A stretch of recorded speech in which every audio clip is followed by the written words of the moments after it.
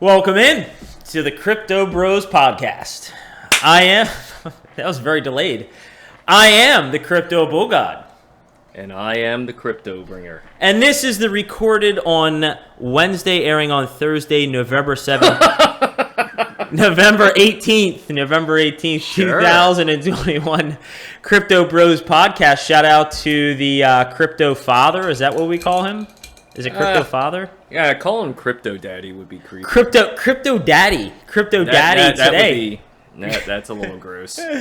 That does, ooh, yeah, it does. Now that you said that, well, our father, who is in crypto, who you've seen on my video, on my podcast, if you're following me at CryptoBullGod, it is his birthday today. So it is, and in loving tribute to our father, on this day, 55 years ago, Polk High All-City fullback Al Bundy scored 4 touchdowns, including the game winner from 75 yards out to lead the Panthers to the 1966 City Championship over Andrew Johnson High. You know, I have Thank a you, lot, Twitter.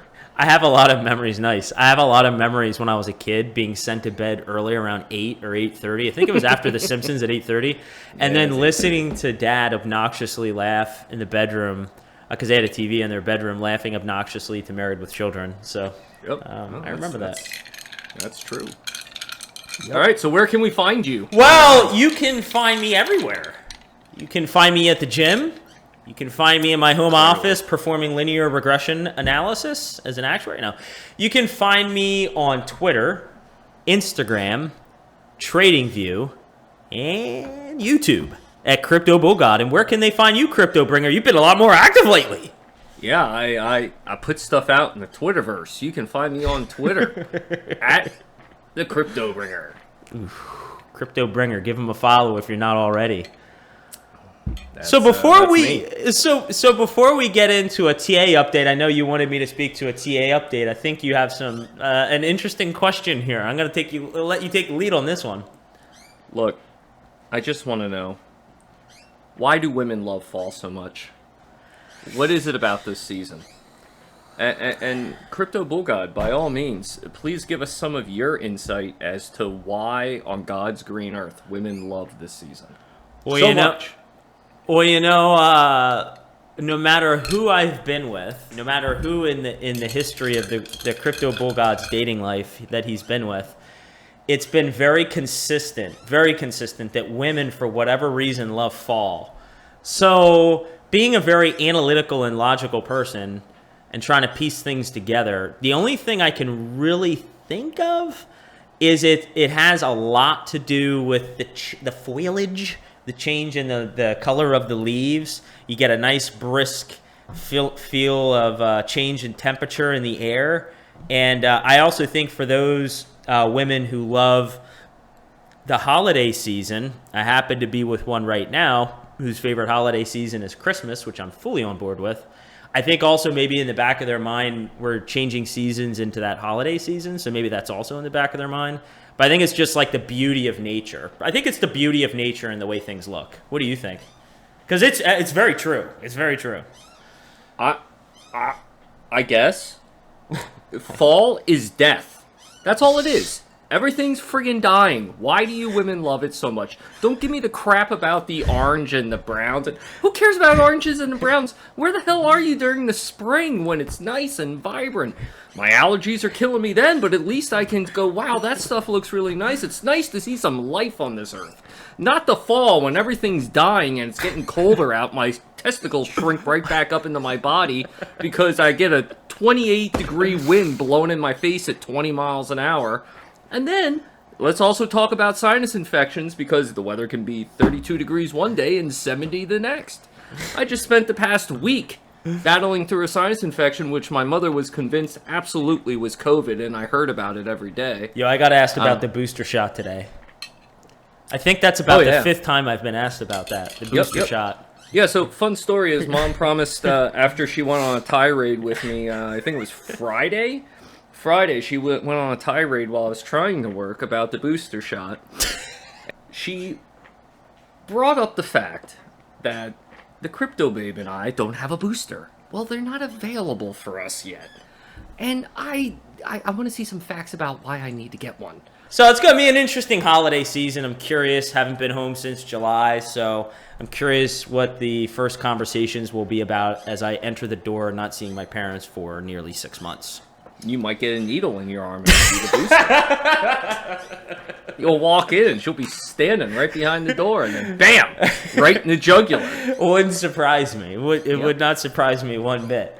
So anyway, yeah, let's go on to the quick and simple TA update for us, and the one that I thought that you would like to provide this episode is one of the members of the HCT, the Holy Crypto Trinity, Mana.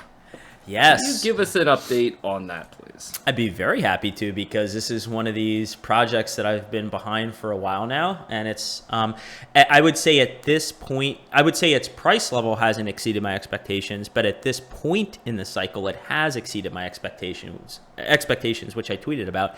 It hit a high on, it looks like, the Binance exchange of $5. It wicked all the way up to $5. Now it's been consolidating in $3. So it's been performing very well. There's a lot of hype surrounding virtual land, the metaverse. And so this has been a very hot area of conversation.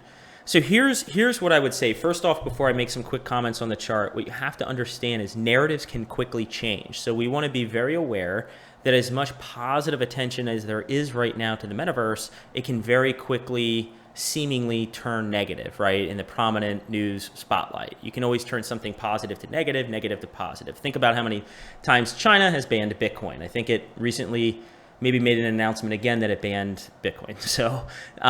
So these are things not to pay attention to. And so what I do is, as exciting a news as it is of what Facebook announced, I'll look at the chart, right? And so what CryptoBringer is asking me to do is, give a quick, simple update on the chart. So what I would say is this: price right now looks very healthy, very healthy. It's consolidating in the $3 range, okay? And if you actually looked at a technical potential pattern perspective, you could make the argument, especially on as you zoom out on a 5-day view or a weekly view, it could be in the midst of a bull pennant that could send it up from a technical target close to $8. Do I think that's most likely? No. One of the other things I'm looking at is some of the price indicators being a little heated. And what I think would be very healthy and very normal would be for price to come back and build some support on some lower price levels. So typically what happens, what price likes to do, is once it breaks areas of resistance and it gets very overheated, what we want to do is we want to find price stabilization. And sometimes, or oftentimes, what will happen is when the price gets overheated, it will decrease a lot in value to form lower areas of support. It's actually very healthy. So I pointed out some areas on the chart here. If I'm looking at something I tweeted on Twitter, you can find me at CryptoBullGod. I tweeted an area between 168 to 120. Now, at this point, given the time that we've been consolidating in the $3 area, it is possible we could break $5, maybe move up a little past there to $6 or $7, and then find a sharp correction. But I think it would be very healthy, even if we came back and back tested an area around maybe $1.85 to $2. Maybe it doesn't hit $1.68 or $1.50. But one of the risks you run here when you're evaluating a project like this is when it's run real hard like this and the price is really, in my opinion, a little overextended. You don't want to FOMO in. You don't want to FOMO in thinking it's just going to go to the moon and hit $100.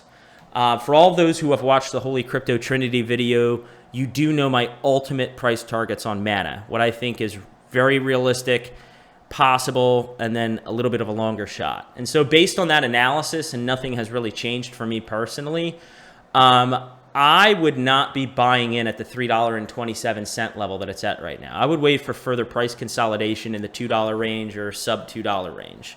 And again, that would be very healthy. But the setup right now, it looks very bullish, very, very bullish. So that's my quick technical analysis on Mana, otherwise known as Decentraland. Alrighty then. Well, thank you there, CBG.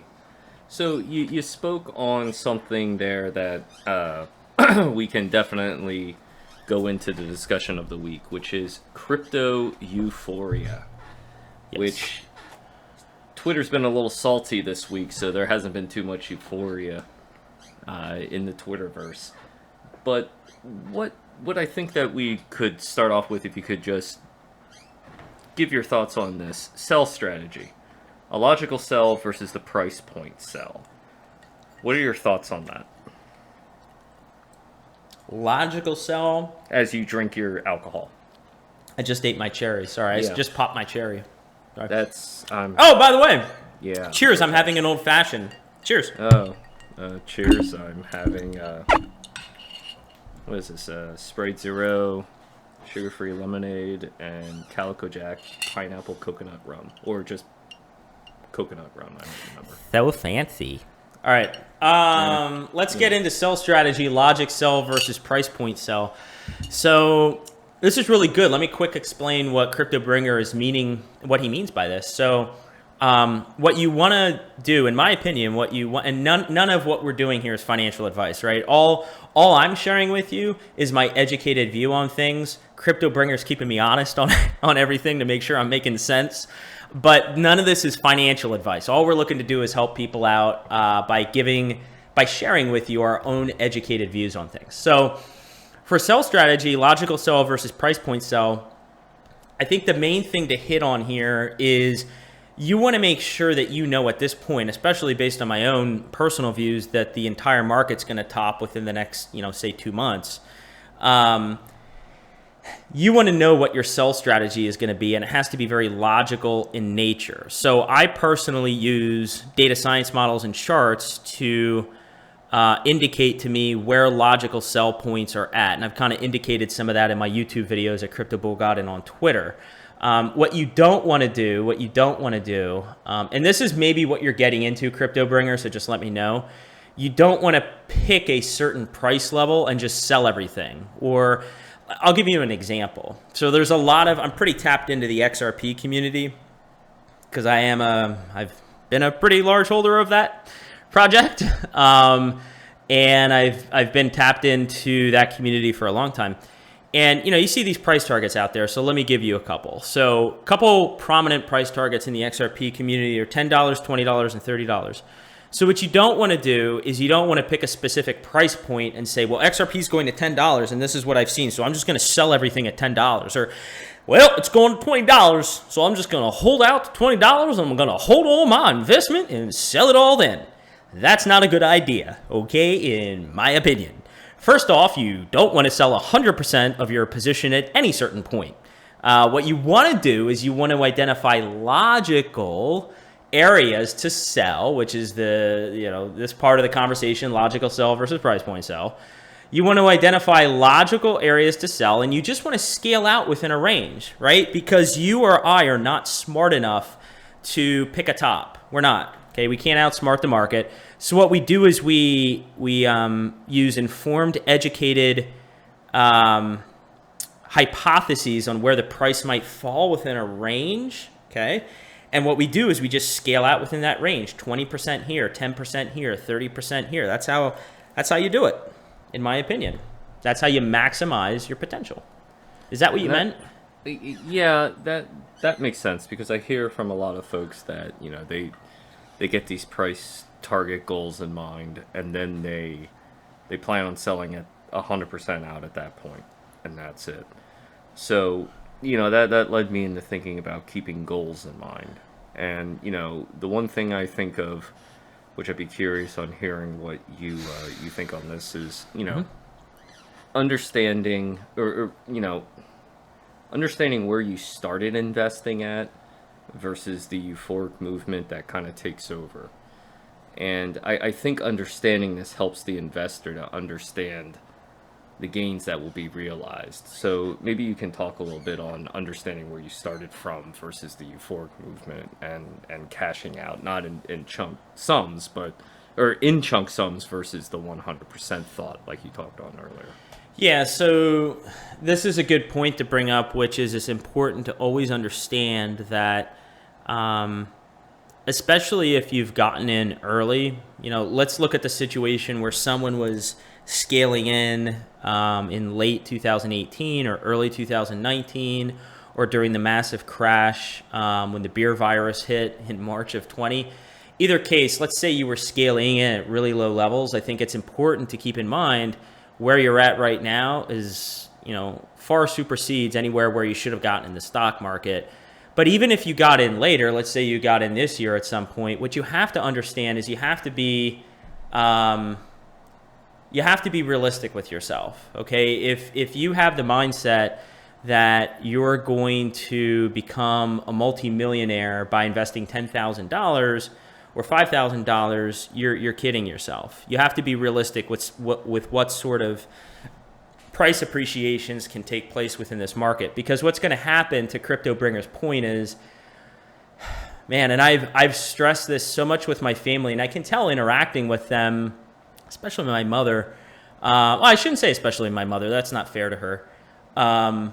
I would say both my mom and dad. What I'm getting the growing sense of is, and it's to no fault of their own. This isn't me speaking, ill of my parents or anything. I mean, my parents are very intelligent people. But anyone, really, my parents as an example, okay? Two people who have never been in this market before, no matter how many times I've communicated what euphoria is, I can tell based on conversations, they don't know what it is, right? And to some degree, I know what it is, but I don't know what it is because I was not invested while the market was going parabolic at the end of 17, going in early 18. So what's going to happen is the market is going to begin to appreciate very rapidly, okay, within a short amount of time. I've tweeted out before that my current expectation is, if the timing of what I've suggested is roughly correct, that Bitcoin will top before the end of the year between 150 to 250. And all coins will top, all of them will top at some point after that going into January. Look, Bitcoin, as hard as this is to believe right now, okay, Bitcoin right now is at 60,400, okay, as of November 17th. I'm expecting Bitcoin to be around 100,000, if not over 100,000, in the next 2 to 3 weeks. Pretty crazy to think about, right? But if you actually look back and study historical cycles, this is what happens. I tweeted out that in 2017, at this time period, Bitcoin was around 6,000. And Bitcoin ran up to $20,000 by mid-December. Well, couldn't we just make a rough approximation that with Bitcoin being at 60,000, it couldn't do something similar and move up to 200,000? And I'm not here to argue with you whether the price appreciation based on various factors will be less than, equal to, or greater than the last cycle. But based on my analysis and what I've shared with people, is it'll be somewhere around the same amount. Okay, and I've indicated the ranges that I feel like the market will go, topping somewhere between $9 to $12 trillion. Well, we're sitting at $3 trillion. So if the market within the next 2 months is going to top between $9 to $12 trillion, and it's going to do a 3 to 4x over where it's at, things are going to go up very quickly, very fast.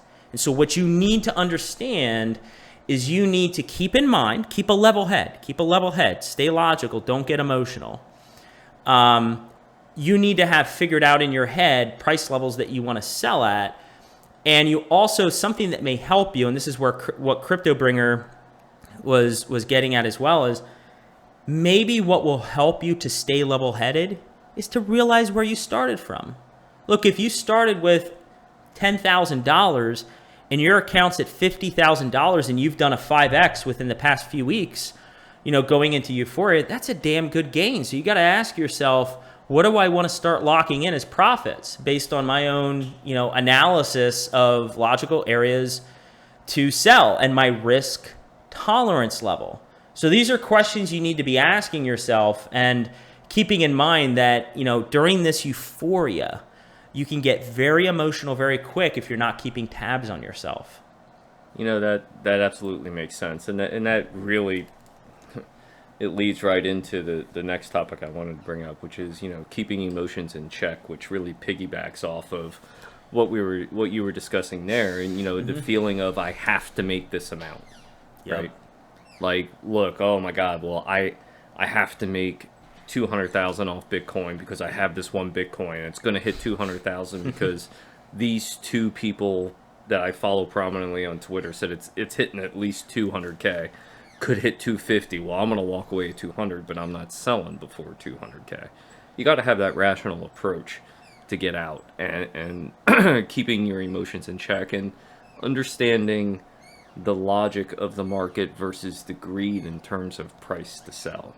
Does that make sense? You wanna expand upon that a little bit as well? Yeah, no, it makes total sense. So first off, if anyone here thinks they can sell at the top, you're going to be sadly mistaken. You know, sometimes I think the best lessons in life that you can learn are the ones that you actually undergo. Sometimes, like, as much as CryptoBringer and I can try to help educate you and provide some humor and come across in a very relatable way, is what I would say. I think we're two very relatable people. We're commoners. We're commoners.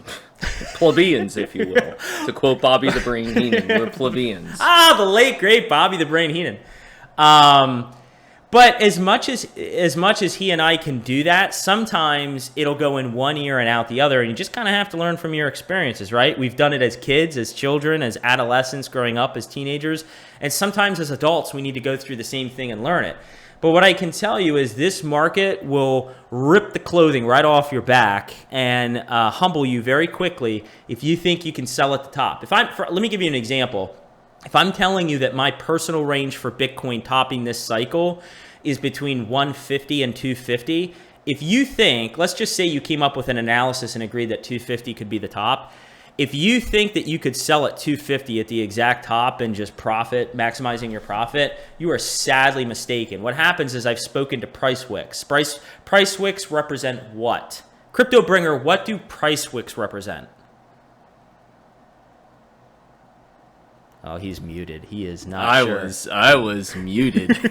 And then I went to hit unmute because you called me out while I was sipping my drink. What do wicks represent? What do they represent? I smashed my microphone across the desk.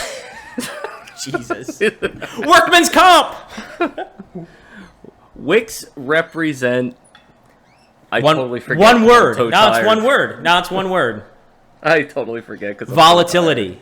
Volatility. Yes, I was actually right? thinking that. So that's a good point. So each candlestick, when you're looking at a candlestick, it represents the total price action within that candlestick. And, most commonly we look at a day, right? So each candlestick represents a day. So the entire candlestick represents how much price goes up and down. Well, the wick, when you look at the wick of a candle, it represents volatility. When we're talking about the top of a wick in this case, it went all the way up to a certain level and then retraced. What happens is, because this market is so volatile and it's so quick, price, once Bitcoin tops and all these other cryptos that have much smaller market caps, when they top, it's going to hit the price top real quick and then it's going to massively sell off. You're not going to be able to capture that, and you have to realize that. And the other thing to keep in mind is, if you're really watching that and you're not putting, I believe it's called sell limits on your purchases, you're never going to be able to get into your exchange. Odds are Coinbase will be down. Well, and here's the thing, but what something like Coinbase will be. Yeah, down. but CryptoBringer, what you have to understand is, like, some people, like our father, he's not going to be able to do sell limits, right? So what he has to know is, I can't. Right. Okay. So you're not going to be able to either. So what both of you have to know is, okay, let's look at Bitcoin, for example. If you agree with me that Bitcoin is topping somewhere between 150 and 250, you better know right now, if that's your current hypothesis and nothing changes moving forward, you better know right now how much you're scaling out. And so if you want to be conservative and scale out 10 or 20% of your investment even below the range at 130, you better, once it hits around 130, sell.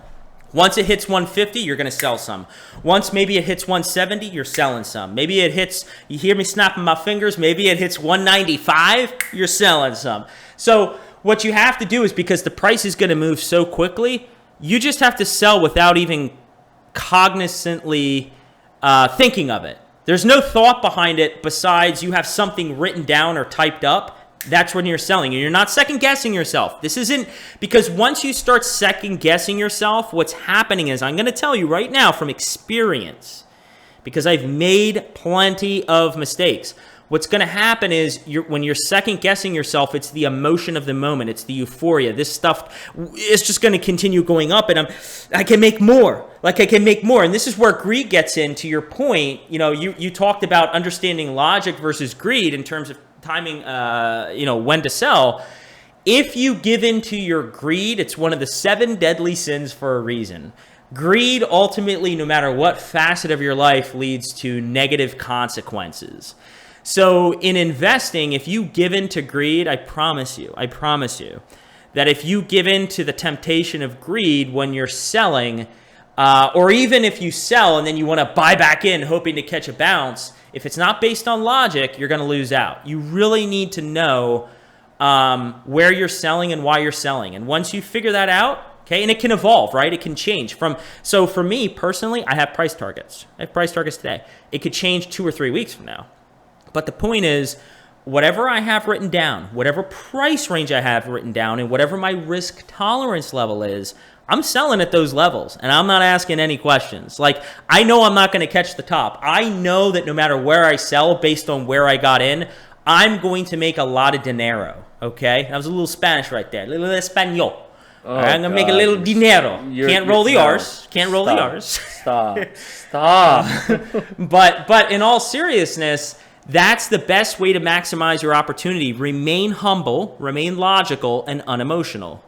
Right, and you really have to analyze what your comfort level is in your investing, right? Like, as an investor, what are you? Are you more conservative or are you more aggressive? And that really gets into things like risk tolerance, right? Like, for myself, my wife and I might be a little more aggressive than some of the other investors. But yeah, as you said, you're more conservative. Yep. And that's okay. It's okay to sell as the market's in the euphoric stage, even if it's early.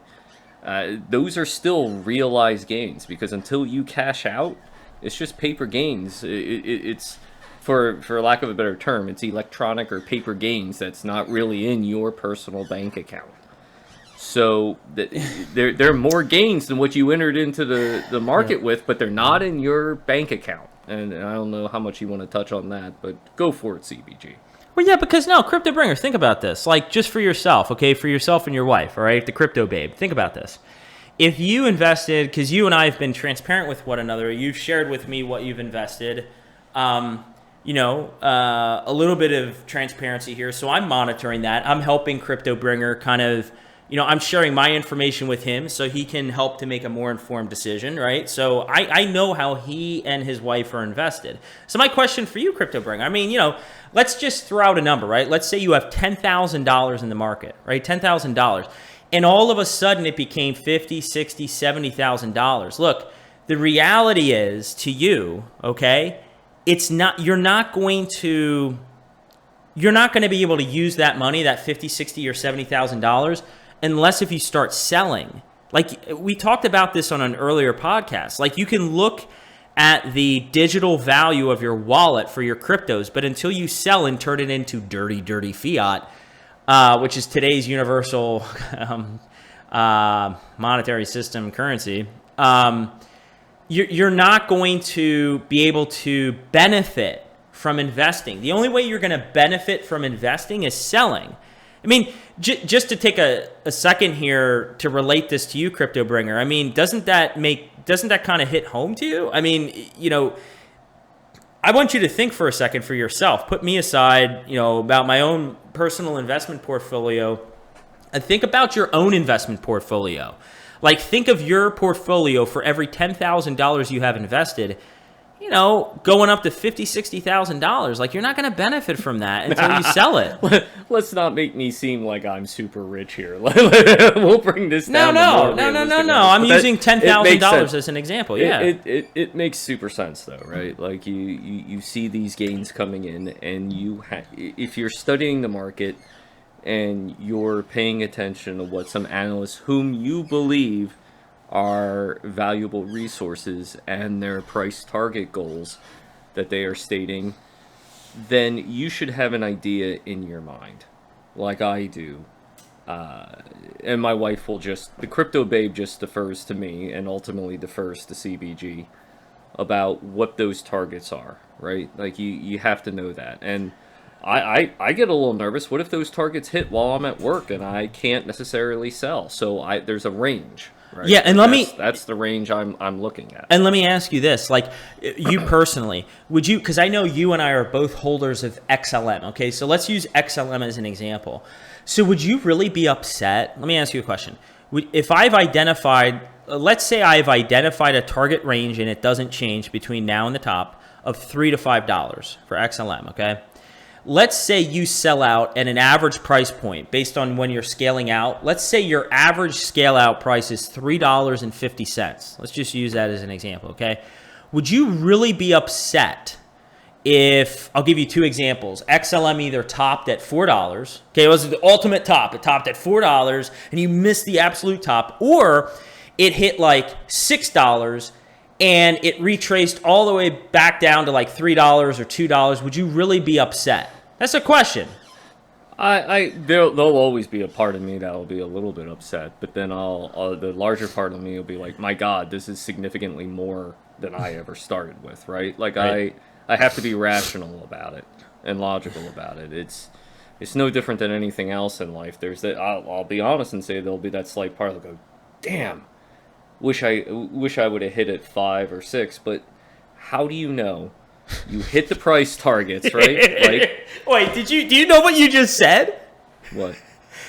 There's part of you that wishes you would have hit it 5 or 6. What? You would have hit it 5 or 6 times? What are you talking? What are we talking about here? We talking about crypto prices? Look, this week at work is never ending.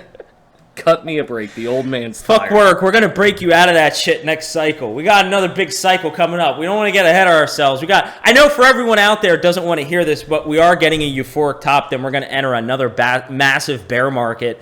And then we're going to have another massive bullish crypto cycle. CryptoBringer, we're getting you out of that fucking full-time 9 to 5 bullshit job next cycle. So anyway, go ahead. 9 to 5. It's more like 7 to 5, 7 to 7. Anyway. Yeah, fuck that. People weren't made to do that. Work under fluorescent lights for the rest of their life. Screw that. Yeah, no. So I honestly, like, I would just be significantly happy that there's a lot more I have now than what I started with, and I can provide for my family in a significantly better way. So yeah, that's ultimately how you have to look at what did you enter in at versus what you're ending up at.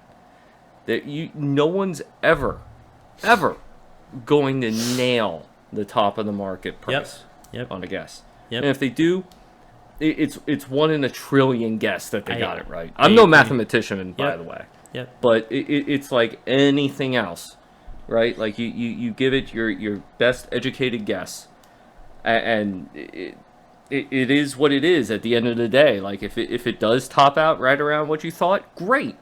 That was based on the resources that you had available to you and the information you had. That's it. If it topped out an extra $1 or $2 or $10 more, yeah, it sucks you missed out on that extra profit, but you're still significantly further ahead than what you were when you first started. Yeah, and the key is, I agree with you, and the key is there's a balance, as there is with everything in life. You don't want to be, everyone's risk tolerance level is subjective, and that's what you need to determine for yourself. It's very subjective, but you know, you can be kind of both ends of the spectrum. You could be overly conservative, which in my opinion you don't want to do, or you could be overly aggressive, which you don't want to do. It's somewhere in between being overly conservative and overly aggressive. It's being a little more conservative, a little more aggressive, somewhere in the middle, and that's what you really need to figure out. So let me give you an example. Overly conservative would be, I have a price range for a crypto project of $3 to $5 and I sell everything at $2. Okay, that's overly conservative. Overly aggressive is my price range is 3 to 5, and I'm waiting for $5, and I'm just going to sell everything. That's overly aggressive, in my opinion, and that's, you know, the contrary, overly conservative was the earlier example. So you kind of have to figure out what your own risk tolerance level is. But this is where, man, I got to tell you, this is where education pays off so much. Like, I'm so happy that I've spent so much time educating myself on the market, because I feel, for myself personally, I don't feel confident. I don't have no level of confidence that I'm going to hit the absolute top of everything. But what I feel really confident is is I'm going to sell out at logical exit points, and I'm very comfortable with that. I feel very solid on price levels that I'll be able to formulate on when to sell out, and I feel very confident with that because I have education to back it, and it's based on my own risk tolerance levels. And that's really a place you want to get to, because again, once euphoria gets here, you nor I, it's something that's going to be very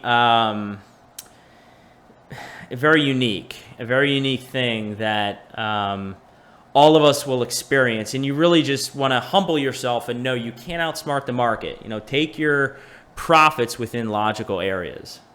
Is there anything else that you wanted to talk about related to selling out? Anything that kind of comes to mind? Because I will tell you, CryptoBringer, final thought I have before I ask you this question is, it's November 17th. And so again, if my main hypothesis is correct, you and I only have a couple podcasts together before Bitcoin tops. So, if things work out from a timing perspective with how I feel they will, these next couple weeks are going to get really interesting.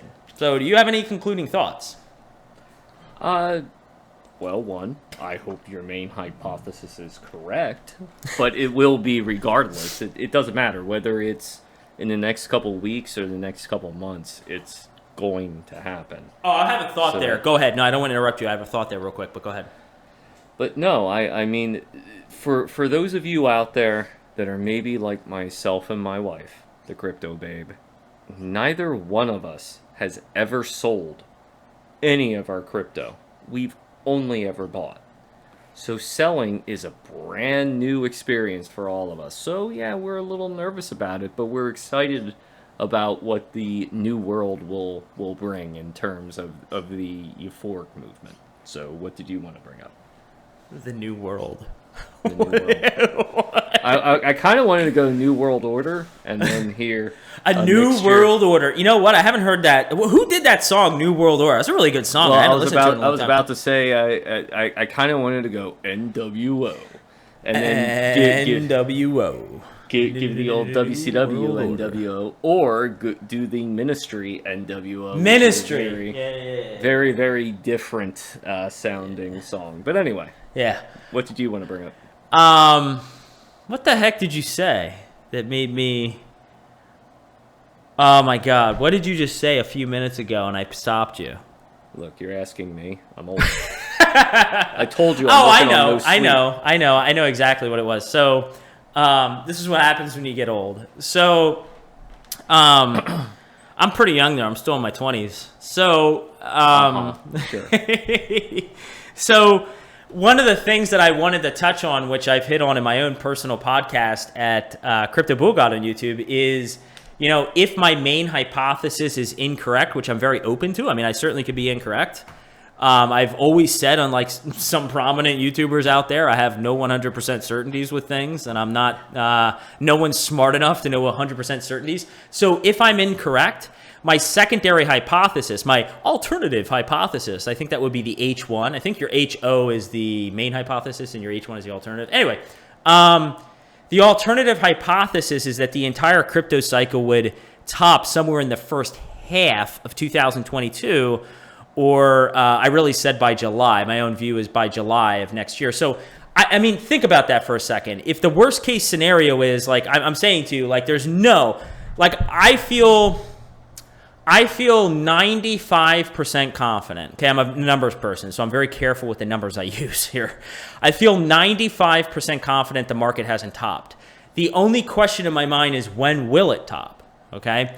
And so if the worst case scenario is it extends out, the thing that I've reiterated to everyone is, personally, it's actually not a bad thing if I'm incorrect. If the market actually tops next year and it extends out a few extra months, what that allows for is further price appreciation. If there's more time, think about this for a second. You don't need to be super, super intelligent with numbers to understand this. If there's more time, okay, if there's a greater amount of time to allow for price appreciation, the more potential there is for greater price appreciation. So my worst case scenario actually theoretically allows for higher prices. So whether we top, let me just focus on Bitcoin.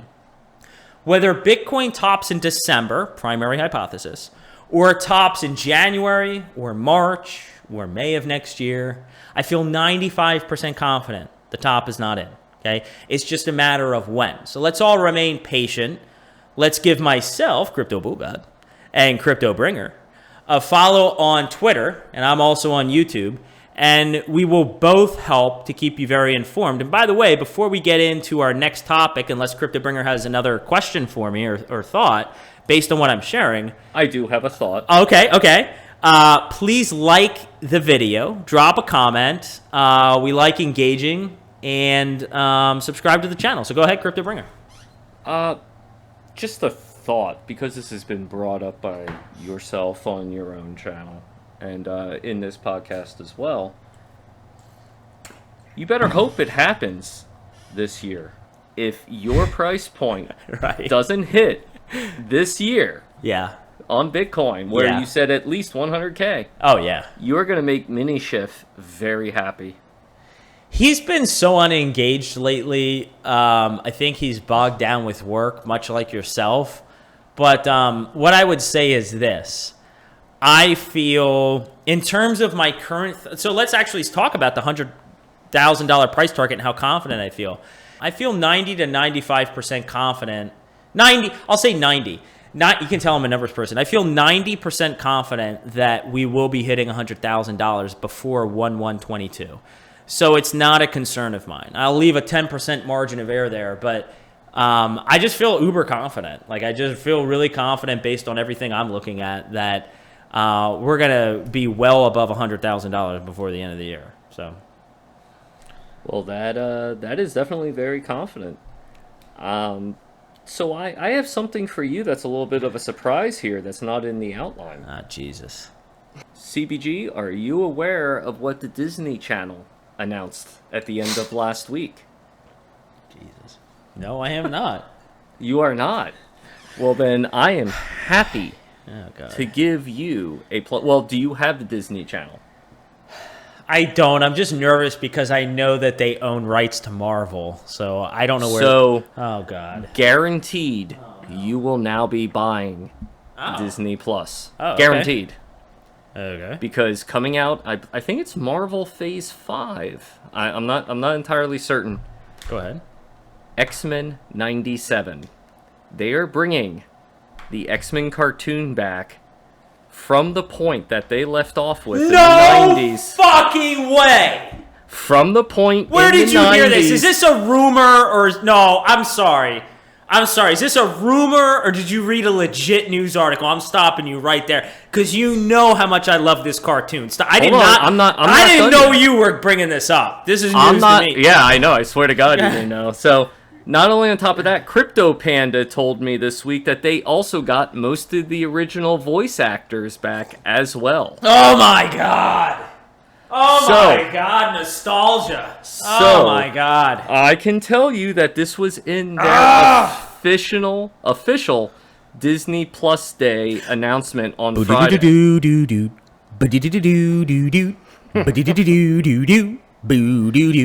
I forgot to lead off with that. I totally should have led off with that.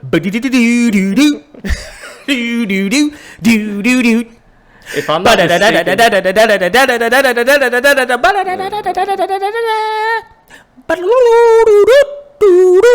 Sorry, go ahead.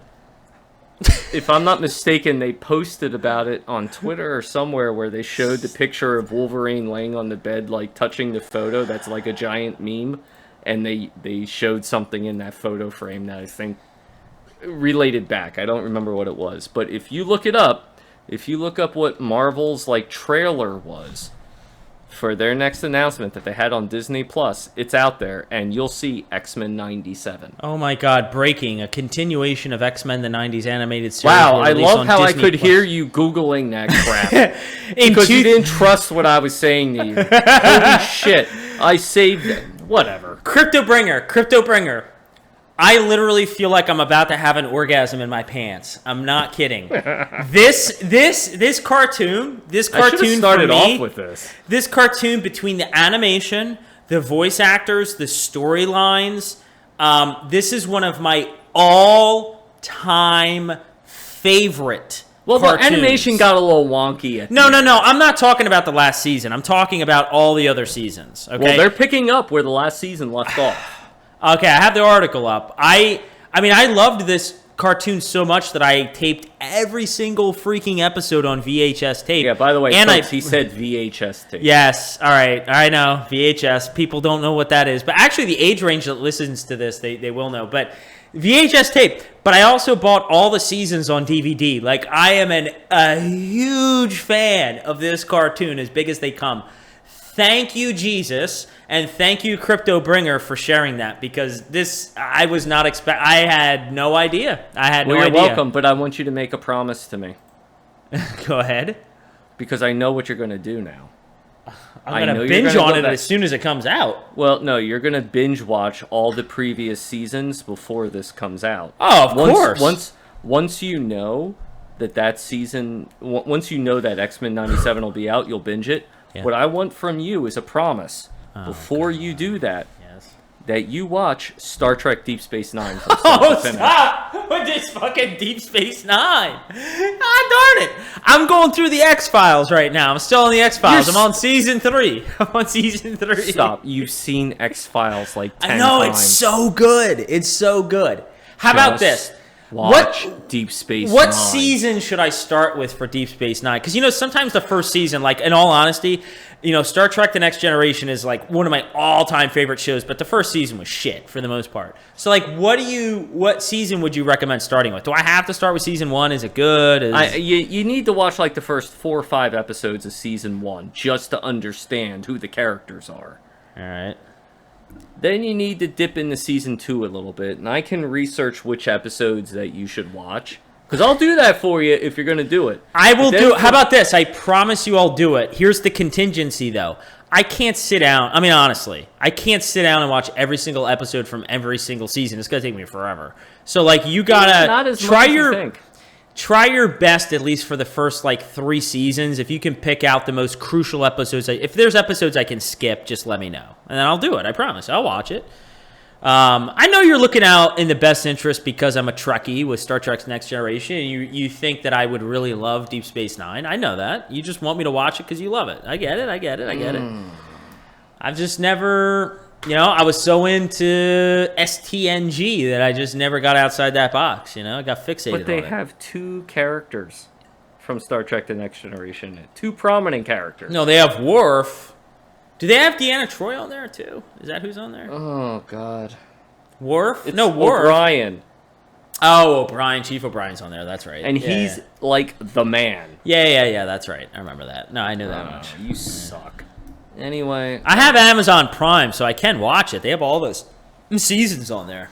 Well, fun story. Starting, I think it's Friday, the Wheel of Time debuts. I saw that. Amazon Prime. I actually saw that. No, I saw that advertised. I thought of you and Dad. Yeah. Yep. Yeah. And Crypto Black Oil. And, is he in the market? By the way, is he in the market? I haven't talked to him in forever. Is he in the market? No, he's considered it. I think he's considered it. I don't think... He's ultra-conservative. Does he still sit all of his money inside of a savings account? Because soon they're going to be charging him money. Soon they're going to be charging him money to hold his money. He's going to be like, what the hell's going on? They're charging me 1% interest. What's going on to hold my money at the bank? I'm like, yeah. I don't know. I haven't... Crypto oil, you need to consider your alternatives. Crypto Black Oil. Crypto Black Oil. My bad. Yeah. So anyway, we've really tallied off. Maybe we have save the next topic for the end segment for the following podcast. No. I want to talk about this. All right. So professional wrestling. Yes. Current day. Yes. Which I'm sure you're well versed in. Sure. You are not. Versus the a little bit actually. A little bit. Versus the 80s and mid to late 90s. Give me your comments on this. Give me your thoughts. I think the nostalgia, it's not just the nostalgia, but I think I actually think the advent of social media and just everyone being more connected and more self-aware of the realism and quote unquote fakeism of professional wrestling has completely altered. At this point, I don't see how we can get kind of back to the 80s and 90s. The 80s and 90s were just a different generation because I think of technology itself. I think people just weren't as connected now. They didn't have the platforms that they have now. And drugs. And drugs, yeah. No, just the storylines, the scripts, the larger-than-life figures because of steroids. The 80s and 90s were by far, and even early 2000 era, I don't know how we can get back to that era. The only thing that I have seen, which I have seen a little bit of, is TNA wrestling, which is making strides towards something that sort of resembles that. But the WW, what I'll still call the WWF, even though they're the WWE, it's just not like what it was. And I don't feel like... I'm going to be really curious to what you have to say. Let me just say this real quick, CryptoBringer. I don't feel like, as much as I sound like an old person saying this, I just don't think that today's wrestling compares in the slightest to the way it was way back in the day when you and I watched it. You know, when we had WCW and we had WWF and we had Sting and we had the Ultimate Warrior and we had Hogan and we had the Legion of Doom and the Steiner brothers, and I could go on and on and on and on. All these figures, you always had these awesome matches. You know, as a kid, you believed the storylines of The Undertaker and Jake the Snake and the Ultimate Warrior and Papa Shango and all these things. Like, you believed it as a kid. And now, maybe my perspective is skewed because I'm older, or slighted. Well, that's the key, is you said because you were a kid. Yeah. Like, if you were looking at Papa Shango and The Undertaker now, you'd laugh. Like, that's true. Not necessarily laugh at The Undertaker because of his matches, but just because of he's a dead person. Right, yeah, sure right. And Papa Shango's definitely into voodoo. Sure he is. You know, well, when you were a kid, it was really weird. So do you think today's kid... Okay, so to your point, because you're raising a good point. Do you think today's kid our age, when they were watching wrestling or when we were watching wrestling, do you think they can relate to it? It's just a different generation. We're out of touch with I know they are. Really? I know they are, because I talk with my buddies about their kids watching it, and they love the WWE is presently speaking to, they market towards the younger crowd. They don't market to what WWE at the time, WWF, remember at the time they had the whole campaign because of the World Wildlife Federation sued them. Get the F out, so they went to WWE, World Wrestling Entertainment. They had an edgier attitude. That was the quote-unquote attitude era because they were losing in the ratings, the WCW, so they got edgy. Problem is they got edgy and they stole a lot of ideas and a lot of gimmicks from quite possibly one of the best promotions at that time, if not the best promotion at that time, ECW, Extreme Championship Wrestling. That promotion to this day is still amazing, and I know you remember ECW. Of course I remember ECW.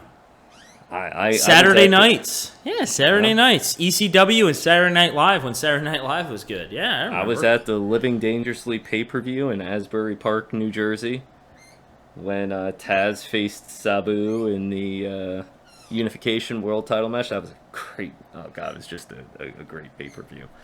But anyway, yeah, I think the product today is a little too watered down, a little too scripted. They don't have...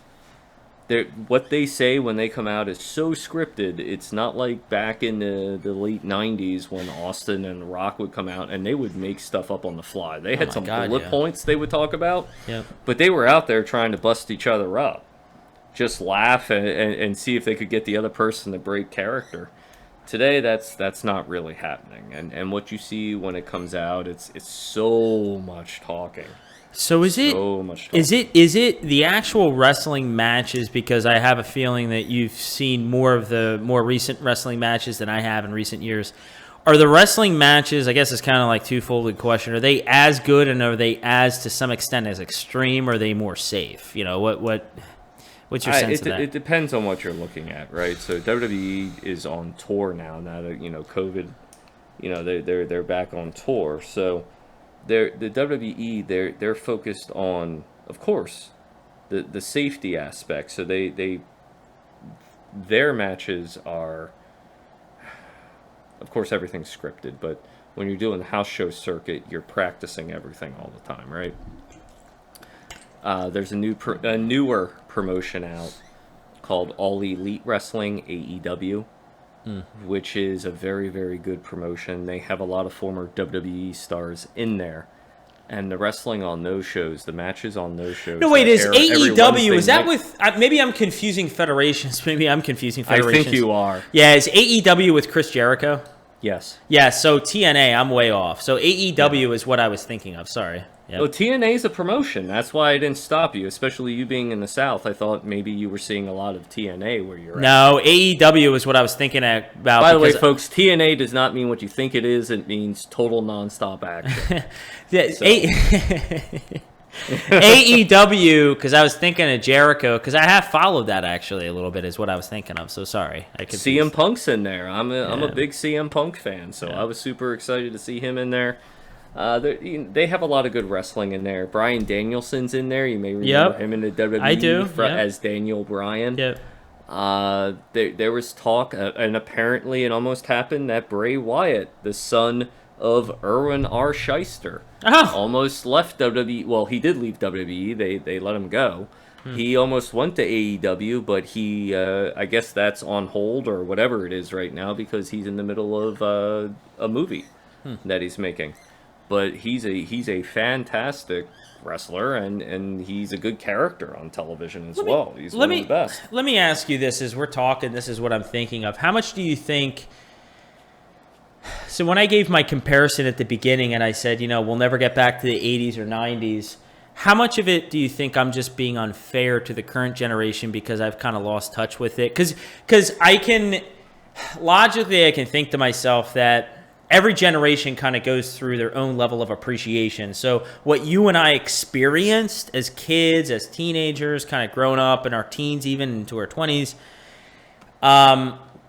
what worked for us may be different for what works for people our age now, right? So how much of it is that versus just the quality really isn't as good as what it was when we were watching? What's your sense? It's different aspects. So the quality is different. The production's better, right? Like you have HD now versus when we were growing up, right? You have the internet, and while the internet was there while we were growing up, it's not to the level it was today. And Twitter and all the hashtags they're doing and the trending they try and get on social media, etc. The product itself, it's today, rightly so, is more geared towards the safety of the wrestlers in some regards, right? There's no more headshots in terms of chair shots. Really? No more chair shots? To the head.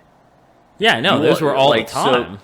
Well, actually, you'll get fined. Supposedly, Vince McMahon will fine a WWE wrestler for doing a chair shot to someone else to the head. Oh, wow. Okay. And they're not allowed to bleed. Yeah, there's been a lot of sensitivity to concussions, so... Not allowed to bleed. Well, unfortunately, there's been a lot of folks that have passed away.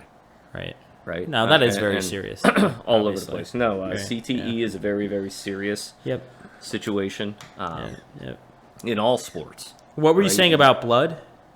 They not allowed to blade anymore. That's the action where a wrestler will purposely cut themselves open with a razor blade that they have hidden. Now, what's the issue with that? Because I get the headshots. Like, I'm all for protecting people with concussions, but a little razor cut? What the hell is wrong with that? WWE is a PG product. They're geared towards children. If you go right now and you watch, and I know you're not on the Book of Faces, Facebook, but if you would go in there and, you see videos people post and you click on the video, and then when the video's done, you can scroll through the other videos. If you're on something of a similar subject, professional wrestling comes up and it's a WWE match.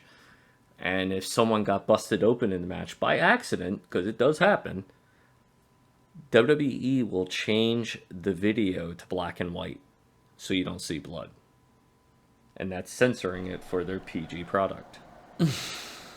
That's no joke. You could do it. I'll show you when you come up and visit over the holidays how that happens. How do you feel about that? Whatever. I would have been upset about that as a kid. I think it's stupid. But they're trying to maintain their corporate sponsors that they have, and they have many of them. Yeah. And they look at WWE, and they're a multi-million-dollar, if not billion-dollar corporation. I'm sure many millions over. Publicly traded company. Someone like AEW or TNA or all the other federations, ROH, Ring of Honor, they can be a little more extreme, right? Because they don't have those corporate sponsors. WWE has to.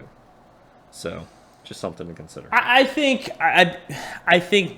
it makes sense logically that it's kind of the ebbs and flows of the development of just industries in general, sports entertainment in general, that as much as this looked different 20 years ago, 20 years from now, it's going to look different. Who knows what it'll look like 20 years from now. But I will say one thing. I mean, I don't want to come off as insensitive or, I don't want to come off as insensitive. I do think changes to the industry that protect people's health and well-being, especially as it relates to concussions, headshots, I think that's a very good thing.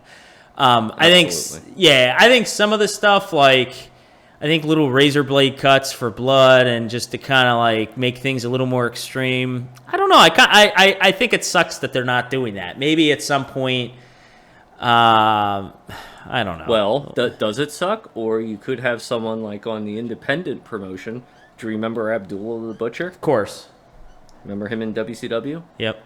He bled all the time, right? Well, he was extreme, though. I mean, that shit was extreme with him. But he did that all the time, right? Yes. Well, he just did it. Well, I don't want to say just did it. It's probably a couple years ago now at this point, if not several. Mm-hmm. Did it on the independent promotion, bladed, or got busted open at some point, bled all over someone. He's got Hep C. Well, I mean...